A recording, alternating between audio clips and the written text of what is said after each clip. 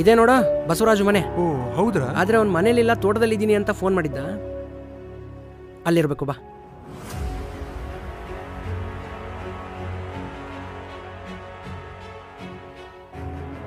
ಯಾಕೆ ಇಷ್ಟು ಬೇಗ ತಿಂತಿದ್ಯಾ? ಸಾಹೇಬ್ರು ಬರ್ತಿದ್ರು. ಯಾವ ಸಾಹೇಬ್ರು? ಜಮೀನು ತಗೊಳೋರು. ಜಮೀನು ತಗೊಳ್ಳೋರು ಅಂದರೆ ಈ ಜಮೀನು ಮಾರ್ತಾ ಇದೆಯಾ? ಅದಕ್ಕೆ ನೀನು ಬೆಳಗ್ಗೆ ಎಲ್ಲ ಪತ್ರ ಹುಡುಕ್ತಾ ಇದ್ದಿದ್ದು? ಬೇಡ ಕಣಯ್ಯ, ಈ ಜಮೀನು ಮಾರ್ಬೇಡ. ನಿನ್ಗೊಂದು ಹೆಣ್ಮಗು ಇದೆ ಅನ್ನೋದನ್ನ ಮರಿಬೇಡ. ಎಲ್ಲ ಮಾರಿ ಖಾಲಿ ಕೈ ಮಾಡ್ಕೋಬೇಡ. ನೀನು ಯಾಕಿದ್ಯಾ? ನೀನು ಕೆಲ್ಸಕ್ಕೆ ಹೋಗಿ ಸಾಕದನ್ನು. ಮತ್ತೆ ನೀನೆಲ್ಲ ಹೋಗ್ತೀಯಾ? ಎಲ್ಲಿಗಾರ ಹೋಗ್ತೀನಿ. ಮತ್ತೆ ನಮ್ಗತಿ? ಅವನಿಗೆ ಗೊತ್ತು. ಜೀವನ ಅಂದರೆ ನಾಟ ಅಂದ್ಕೊಂಡಿದ್ಯಾ? ಹೆಂಡತಿ ಮಕ್ಕಳನ್ನ ಸಾಕೋ ಯೋಗ್ಯತೆ ಇಲ್ಲ ಅಂದರೂ ಈ ದುರಂಕಾರಕ್ಕೇನು ಕಮ್ಮಿ ಇಲ್ಲ. ಅದೇಗೆ ಮಾಡ್ತೀಯೋ ನಾನು ನೋಡ್ತೀನಿ. ಅದು ಯಾವನ್ ಬರ್ತಾನೋ ಬರಲಿ. ನೀನೇ ಅವಳೆ ಕೇಳಕ್ಕೆ? ನನ್ನೊಲ್ಲ ನನ್ನಿಷ್ಟ. ನಿಂದಿನ ಒಪ್ಪಂದು ತುಂಬ ಆಯ್ತು ನೋಡು. ಇನ್ಮೇಲೆ ನಾನು ಯಾರೂ ಕೇಳಂಗಿಲ್ಲ. ಟೌನಿಂದ ಸಾಹೇಬ್ರು ಬರ್ತಿದ್ದಾರೆ. 10 ಎಕರೆ ಜಮೀನ 4,20,00,000 ತೊಗೊತಿದ್ದಾರೆ. ಇನ್ಮೇಲೆ ನಾನು ಕೋಟ್ಯಾಧೀಶ್ವರ. ಯಾವಳೆ ಕೆಮ್ಮಂಗಿಲ್ಲ. ಅದೇ ಯಾಕೆ ಮಾರ್ತಾ ಇದೆಯಾ? ನಿನಗೆ ಯಾಕೆ ಕೇಳ್ಬೇಕು ಅವೆಲ್ಲ? ಆ ದುಡ್ಡನ್ನ ತಗೊಂಡೋಗಿ ನಾನು ರೇಸ್ ಆಡ್ತೀನೋ, ಎಂಡ ಕೊಡ್ತೀನೋ, ಇಲ್ಲ ಯಾವಳದ ಮೇಲೆ ಸುರಿತೀನೋ ನೀನು ಕೇಳಂಗಿಲ್ಲ. ಅದಕ್ಕೂ ಮೀರಿ ಜಾಸ್ತಿ ನಿಗರಾಡಿದ್ರೆ ಕುತ್ತಿಗೆ ಮೇಲೆ ಕಾಲಿಟ್ಟು ಸಾಯಿಸಿ ಇದೇ ಹೊಲದಲ್ಲಿ ಊತಾಕ್ಬಿಡ್ತೀನಿ.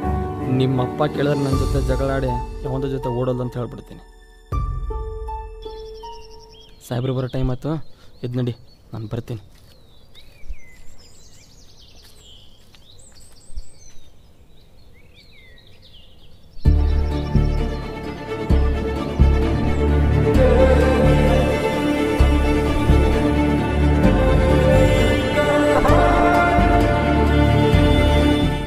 ಬಸವರಾಜು ವಿವಾಹ ಅನುಷಾ.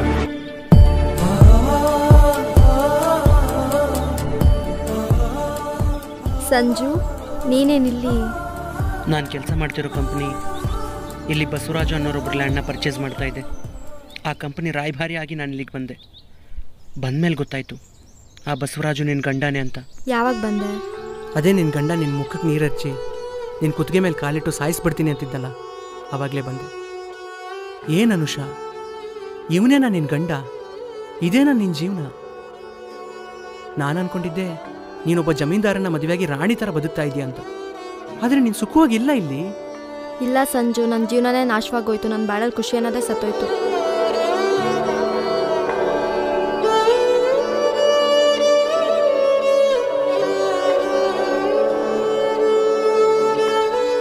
ಏನು ಅನುಷಾ ಇದು? ನಿಜವಾಗ್ಲೂ ನನ್ನ ಕೈ ನಂಬಕ್ಕಾಗ್ತಿಲ್ಲ. ನಾನು ಕಾಲೇಜ್ ಓದುವಾಗ ಒಂದಿನ ದೇವಸ್ಥಾನದಲ್ಲಿ ನಿಂದೊಂದು ಫೋಟೋ ತೆಗೆದಿದ್ದೆ. ಅದು ಇವತ್ತಿಗೂ ನನ್ನ ಹತ್ರನೇ ಇದೆ. ಇದೇ ಆ ಫೋಟೋ. ಈ ಫೋಟೋನ ನಾನು ಯಾವಾಗಲೂ ನೋಡ್ತಾ ಇರ್ತೀನಿ. ಈ ಮುದ್ದಾದ ನಗು ಎಂದಿಗೂ ಮಾಸದಿರಲಿ, ಇನ್ನೆಂದಿಗೂ ನಿನಗೆ ನನ್ನ ನೆನಪು ಬಾರದಿರಲಿ ಅಂತ.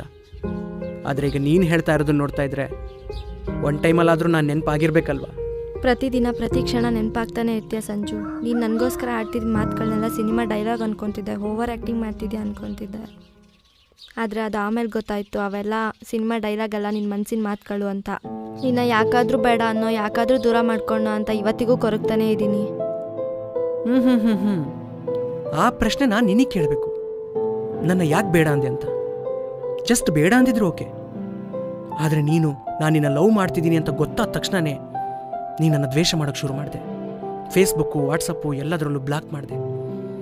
ನನ್ನ ಮುಖ ನೋಡೋಕ್ಕೂ ಅಸಹ್ಯ ಪಡೋಷ್ಟು ದೂರ ಹೋದೆ. ಯಾಕೆ?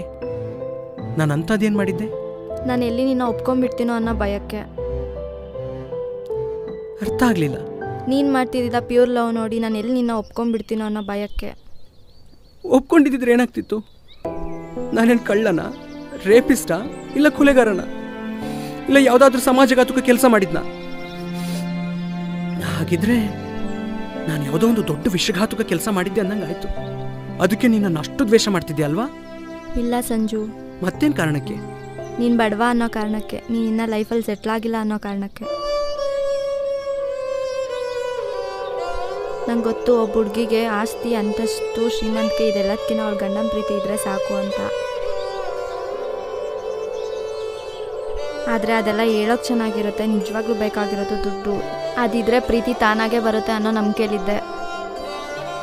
ಅದಕ್ಕೆ ನಿನ್ನ ಬೇಡ ಅಂದು ಇವನ್ನ ಮದುವೆ ಆದೆ. ಪರ್ಫೆಕ್ಟ್. ನಿನ್ನ ಡಿಸಿಷನ್ ಪರ್ಫೆಕ್ಟ್ ಇದೆ ಅನುಷಾ. ನನ್ನ ಪ್ರಶ್ನೆಗೆ ಉತ್ತರ ಸಿಕ್ತು, ಅಷ್ಟು ಸಾಕು. ಒಂದು ನಿಮಿಷ ಇರು.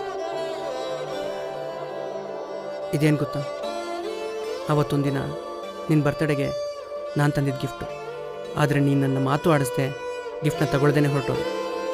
ಆದರೆ ಯಾವತ್ತಾದರೂ ಒಂದಿನ ನಿನ್ನ ಜೀವನದಲ್ಲಿ ನಿನ್ನ ಮೀಟ್ ಆಗೇ ಆಗ್ತೀನಿ, ಇದು ನಿನಗೆ ಕೊಟ್ಟೇ ಕೊಡ್ತೀನಿ ಅನ್ನೋ ನಂಬಿಕೆಲಿದ್ದೆ. ಇವಾಗ ಕೊಡ್ತಾ ಇದ್ದೀನಿ, ತಗೋ. ಅವತ್ತು ನಾನಿದ್ದ ಪರಿಸ್ಥಿತಿಲಿ ಕಾಸ್ಟ್ಲಿ ಗಿಫ್ಟ್ನ ತೊಗೊಳಕ್ಕೆ ನನ್ನ ಕೈಲಿ ಆಗಿದ್ದಿಲ್ಲ, ಯಾಕೆಂದರೆ ನಾನಿನ್ನೂ ಸೆಟ್ಲ್ ಆಗಿರಲಿಲ್ವಲ್ಲ. ಆದರೆ ಇದರಲ್ಲಿರೋ ನನ್ನ ಭಾವನೆಗಳಿಗೆ ಬೆಲೆ ಕಟ್ಟೋಕ್ಕಾಗಲ್ಲ. ಇದನ್ನೀಗಲೇ ಓಪನ್ ಮಾಡಬೇಡ, ನೀನು ಒಬ್ಬಳೇ ಇದ್ದಾಗ ಓಪನ್ ಮಾಡು. ಇಷ್ಟ ಆದರೆ ಇಟ್ಕೋ, ಇಲ್ದಿದ್ರೆ ಬಿಸಾಕ್ಬಿಡು.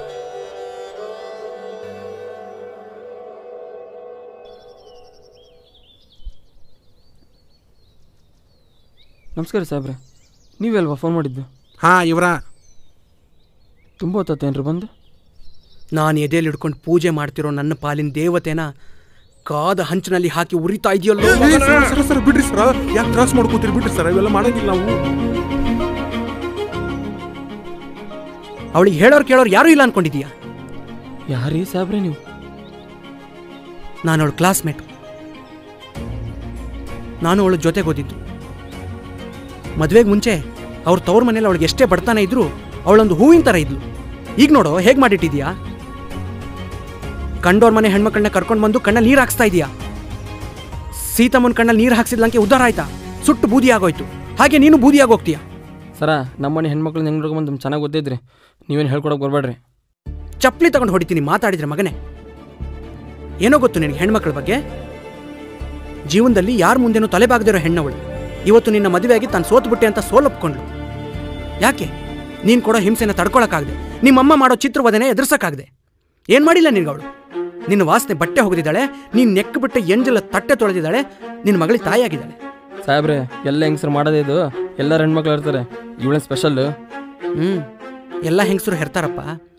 ಆದರೆ ನಿನ್ನ ಥರ ಹೆಣ್ಣಿನ ಬೆಲೆ ಗೊತ್ತಿಲ್ಲದೆ ಇರೋರು 3 ನಿಮಿಷ ಅವ್ರ ಪಕ್ಕದಲ್ಲಿ ಮಲ್ಕೊಂಡು ಎದ್ದೋಗ್ಬಿಡ್ತೀರಾ. ಆದರೆ ಅವತ್ತಿಂದ ಶುರುವಾಗುತ್ತೆ ಅವ್ರ ವನವಾಸ. ಅವ್ರು ಪ್ರೆಗ್ನೆಂಟು ಅಂತ ಗೊತ್ತಾದ ತಕ್ಷಣ ಜೋರಾಗಿ ನಡೆಯೋಕ್ಕಾಗಲ್ಲ, ಊಟ ಸೇರಲ್ಲ, ತಿಂದಿದ್ಯಾವುದು ಜೀರ್ಣ ಆಗಲ್ಲ, ಪೈಲ್ಸ್ ಬರುತ್ತೆ, ಹೊಟ್ಟೆ ಭಾರ ಆಗಿ ಕಾಲು ಊದ್ಕೋತವೆ, ಥೈರಾಯ್ಡ್ ಬರುತ್ತೆ, ರಾತ್ರಿ ಸರಿಯಾಗಿ ನಿದ್ದೆ ಬರಲ್ಲ. ಹಾಗೋ ಹೀಗೋ ನರಳಾಡಿ 9 ತಿಂಗಳು ಕಳೆದ್ರೆ ಡೆಲಿವರಿ ಟೈಮ್ ಹತ್ರ ಬಂದ ತಕ್ಷಣ ಡೆಲಿವರಿ ಆಗೋ ಟೈಮಲ್ಲಿ ಮೈಲಿರೋ ಅಷ್ಟು ಮೂಳೆಗಳನ್ನ ಒಟ್ಟಿಗೆ ಮುರಿದಾಗ ಎಷ್ಟು ನೋವಾಗುತ್ತೋ ಅಷ್ಟು ನೋವಾಗುತ್ತೆ. ನಾರ್ಮಲ್ ಡೆಲಿವರಿ ಆಗದೆ ಸಿಸೇರಿಯನ್ ಆಯಿತು ಅಂದರೆ ಮಗುನ ಹೊರಗಡೆ ತೆಗೆಯೋದಕ್ಕಿಂತ ಮುಂಚೆ ಅವ್ರ ಬಾಡಿನ ಒಂದು ದಿಂಬಿನ ಥರ ಮಡಚಿ ಬೆನ್ನು ಮೂಳೆ ಪಕ್ಕದಲ್ಲಿ ಕಾಣೋ ಒಂದು ನರಕ್ಕೆ ಇಂಜೆಕ್ಷನ್ ಕೊಡ್ತಾರೆ. ಅವಾಗ ಆಗೋ ನೋವು ಹೇಗಿರುತ್ತೆ ಅಂತ ಗೊತ್ತಾ? ಆದರೆ ಅವಳ ಮಗು ಮುಖ ನೋಡಿದ ತಕ್ಷಣ ಆ ನೋವೆಲ್ಲ ಮರ್ತು ಬಿಡ್ತಾಳೆ. ಯಾಕೆ ಹೇಳು? ಅವಳೊಬ್ಬ ತಾಯಿಯಾಗಿರ್ತಾಳೆ. ದೊಡ್ಡದಾಗಿ ಮಾತಾಡ್ತಾನೆ ಎಲ್ಲರೂ ಹೆರ್ತಾರೆ ಅಂತ. ನಾನೀ ಜಮೀನ ತಗೊಳ್ಳೋದಿಲ್ಲ, ಬೇರೆ ಯಾರಿಗೂ ತಗೊಳ್ಳೋದಕ್ಕೆ ಬಿಡೋದಿಲ್ಲ. ಈ 10 ಎಕರೆ ಜಮೀನು ಪೂರ್ತಿ ಅನುಷನ್ ಹೆಸರಿಗೆ ಆಗಬೇಕು. ಅದಕ್ಕೆ ಲೀಗಲ್ ಆಗಿ ಏನು ಮಾಡಬೇಕು ಅದನ್ನು ನಾನು ಮಾಡ್ತೀನಿ. ಅದು ಹೆಂಗಾಗುತ್ತೆ ಸಾಹೇಬ್ರೆ? ಅದು ಹೆಂಗಾಗುತ್ತೆ ಅನ್ನೋಕ್ಕೆ ಇವರಪ್ಪ ನಿನ್ನ ಮುಸುಡಿ ನೋಡಿ ತನ್ನ ಮಗಳನ್ನ ಕೊಟ್ಟಿಲ್ಲ, ನೀನು 25 ಎಕರೆ ಜಮೀನು ನೋಡಿ ಕೊಟ್ಟಿದ್ದಾರೆ. ಅದರಲ್ಲಿ ಈಗಾಗಲೇ 10 ಎಕರೆನ ಮಾರ್ಕೊಂಡು ನೀನು ಕುಡಿದು ಹುಚ್ಚು ಒಯ್ದುಬಿಟ್ಟಿದೆಯಂತೆ. ಇನ್ನು ಉಳಿದಿರೋ 15 ಎಕರೆನೂ ಮಾರ್ಕೊಂಡು ನೀನು ಕುಡಿದು ಗುಂಡಿ ಸೇರ್ಕೊಂಡ್ಬಿಟ್ರೆ ನಿನ್ನ ತಾಯಿ, ನಿನ್ನ ಹೆಂಡತಿ, ನಿನ್ನ ಮಗಳು ಏನು ಮಾಡಬೇಕು? ನೀನು ಸಮಾಧಿ ಮೇಲೆ ಇಟ್ಟರು ಎಡೆ ತಿನ್ಬೇಕಾ? ಎಡಿನೂ ಯಾರು ಇಡಂಗಿಲ್ರಿ. ಅವಳೇನೋ ತನ್ನ ಸ್ವಾರ್ಥಕ್ಕೋಸ್ಕರ ಹೇಳ್ತಾ ಇಲ್ಲ, ಕೊಟ್ಟಿದ್ದಿಲ್ಲ ಒಂದು ಹೆಣ್ಮಗುನ, ಅದ್ರ ಭವಿಷ್ಯಕ್ಕೋಸ್ಕರ ಬಡ್ಕೋತಾ ಇದ್ದಾಳೆ. ಇನ್ಮೇಲೆ ಇವಳು ಬೆನ್ನಿ ಹಿಂದೆ ನಾನು ಇರ್ತೀನಿ. ಅಷ್ಟೇ ಅಲ್ಲ, ಮಹಿಳಾ ಸಮಾಜದಿಂದ ಹಿಡಿದು ದುರ್ಗಾ ಪಡೆವರೆಗೂ ಇಡೀ ಪೊಲೀಸ್ ಡಿಪಾರ್ಟ್ಮೆಂಟ್ ಸಪೋರ್ಟ್ ಇವಳಿಗೆ ಸಿಗೋ ಹಾಗೆ ಮಾಡ್ತೀನಿ. ಇವಳ ಕಣ್ಣಲ್ಲಿ 1 ಹನಿ ನೀರು ಬರ್ಸಿದ್ರು ನಿನ್ನ ಅಡ್ಡಡ್ಡ ಕತ್ತರಿಸಿ ನೇತಾಕ್ಬಿಡ್ತಾರೆ. ಮರ್ಯಾದೆಯಾಗಿ ಕುಡಿಯೋದು, ರೌಡಿಸಮ್ ಮಾಡೋದು ಎಲ್ಲ ಬಿಟ್ಟು ಹೆಂಡತಿ ಮಕ್ಕಳ ಜೊತೆ ಮರ್ಯಾದೆಗೆ ಬದುಕಿದ್ರೆ ಚೆನ್ನಾಗಿರ್ತೀಯ. ಇಲ್ಲಾಂದರೆ ನೀನು ಯಾರೂ ಕಾಪಾಡೋಕ್ಕಾಗಲ್ಲ. ಆಮೇಲೆ ನಿಮ್ಮಮ್ಮ ಕಾಳಮ್ಮ, ಅವಳಿಗೂ ಹೇಳು, ನಮ್ಮ ಅನು ನಮ್ಮ ಮಗಳು ಥರ ನೋಡ್ಕೊಂಡ್ರೆ ಅವಳು ಅವಳನ್ನ ತಾಯಿ ಥರ ನೋಡ್ಕೋತಾಳೆ ಅಂತ. ಅದನ್ನು ಬಿಟ್ಟು ಸುಮ್ಮನೆ ದೌರ್ಜನ್ಯ ಮಾಡಕ್ಕೆ ಬಂದರೆ ಲೇಡಿ ಪೊಲೀಸ್ ಬಂದು ಮುಡಿ ಹಿಡ್ಕೊಂಡು ಹೇಳ್ಕೊಂಡು ಹೋಗ್ತಾರೆ ಅಂತ. ಅನುಷಾ, ಅವತ್ತು ಬ್ಲಾಕ್ ಮಾಡಿದ್ಯಲ್ಲ ನನ್ನ ನಂಬರ್ನ, ಅದು ನಿನ್ನ ಹತ್ರ ಇನ್ನೂ ಇದ್ದರೆ ಅದೇ ನನ್ನ ನಂಬರ್. ಇಲ್ಲ ಡಿಲೀಟೇ ಮಾಡಿಬಿಟ್ಟಿದ್ರೆ ತಗೋ, ಇದರಲ್ಲಿದೆ ನನ್ನ ನಂಬರ್. ಇವನೇನಾದರೂ ನಿನಗೆ ಮತ್ತೆ ಹಿಂಸೆ ಕೊಟ್ಟರೆ ನನಗೊಂದು ಮಿಸ್ ಕಾಲ್ ಮಾಡು. ಏನು ಪುಟ್ಟ ನಿನ್ನ ಹೆಸರು? ಜನನಿ. ಏನು ಓದ್ತಾ ಇದೆಯಾ? ಅಂಗನವಾಡಿ. ಚೆನ್ನಾಗಿ ಓದಬೇಕು, ಅಮ್ಮ ಹೇಳ್ದಂಗೆ ಕೇಳಬೇಕು. ನಿಮ್ಮ ಅಪ್ಪನ ಮಾತನ್ನ ನಿಮ್ಮ ಅಜ್ಜಿ ಮಾತನ್ನ ಕೇಳಬೇಡ. ಅಪ್ಪನ ಬುದ್ಧಿ ಹೇಳು, ಅಪ್ಪ ಕುಡಿಬೇಡ, ಅಮ್ಮನಿಗೆ ಹೊಡಿಬೇಡ ಅಂತ. ಮಾಡ್ದಯ್ಯ, ಕಾರಲ್ಲಿ ಚಾಕ್ಲೇಟ್ಸು ಸ್ವೀಟ್ಸ್ ಎಲ್ಲ ಇದ್ದಾವೆ ತೊಗೊಂಡು. ಆತ್ರಿ. ಅರ್ಥ ಆಯ್ತಾ? ನಾನು ಹೇಳಿದ್ದನ್ನೆಲ್ಲ ತಿಳ್ಕೊಂಡು ಜೀವನ ಮಾಡು. ಇಲ್ಲ ತಕ್ಕೋರಿ. ತಗೋ, this is for you. Cute. ಐ ದೊಡ್ಡ ಚಾಕ್ಲೇಟ್. ಬಾಯ್. ಏ ಪುಟ್ಟ, ಆ ಬ್ಯಾಗ್ನಾಗ ಲಾಡು ಮಿಠಾಯಿ ಎಲ್ಲ ಅದಾವು. ನೀವು ಒಬ್ಬಾಕಿನ ತಿನ್ನು, ಯಾರಿಗೂ ಕೊಡಕ್ಕೆ ಹೋಗ್ಬೇಡ. ಸರ್, ಒಂದು ನಿಮಿಷ ರೀ, ಬಂದೆ. ನೀವ ಏನ್ರಿ ಅನುಷಾ? ನಮ್ಮ ಸಾಹೇಬರು ಪ್ರತಿದಿನ ಪೂಜೆ ಮಾಡೋ ದೇವತೆ ಯಾರು ಅಂತ ನೋಡಬೇಕು ಅಂತ ಅಂದ್ಕೊಂಡಿದ್ರಿ. ಇವತ್ತು ನೋಡಿದ್ದೀನಿ ರೀ. ನಮ್ಮ ಸಾಹೇಬರು ಪ್ರತಿದಿನ ದೇವ್ರ ಹತ್ರ ಬೇಡ್ಕಂತಾನೆ ಇರ್ತಾರೆ, ನನ್ನಾಕಿ ನನಗೆ ನೆನಪಾಗದಿರಲಿ, ನನ್ನಾಕಿ ನನಗೆ ನೆನಪಾಗದಿರಲಿ ಅಂತ. ಆದರೂ ಮತ್ತೆ ಮತ್ತೆ ನೆನಪು ಮಾಡ್ಕೊತಾನೆ ಇರ್ತಾರೆ, ಕಣ್ಣೀರಾಗ್ತಾನೆ ಇರ್ತಾರೆ. ಆ ನೆನಪಿನಾಗ ಅವರಿನ್ನೂ ಯಾರನ್ನೂ ಮದುವೆನೂ ಆಗಿಲ್ಲ.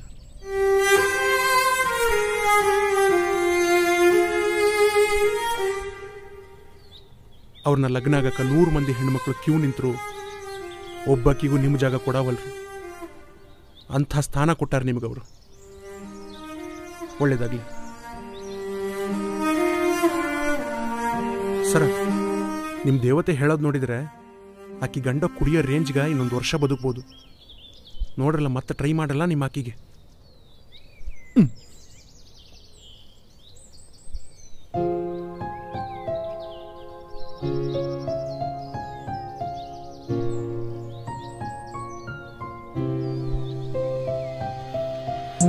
ಕನಸಿನಲ್ಲಿ ಕನಸು ನೀನು ಮತ್ತೆ ಏಕೆ ಕಂಡೆ ನಾನು, ಎಷ್ಟು ಜಿಗಿದು ನಿಂತರೇನು ನೀನು ಸಿಗದ ನೀಲಿವಾನು, ಅಳಿಸಲು ಆಗದು ನಿನ್ನಯ ಹೆಸರು,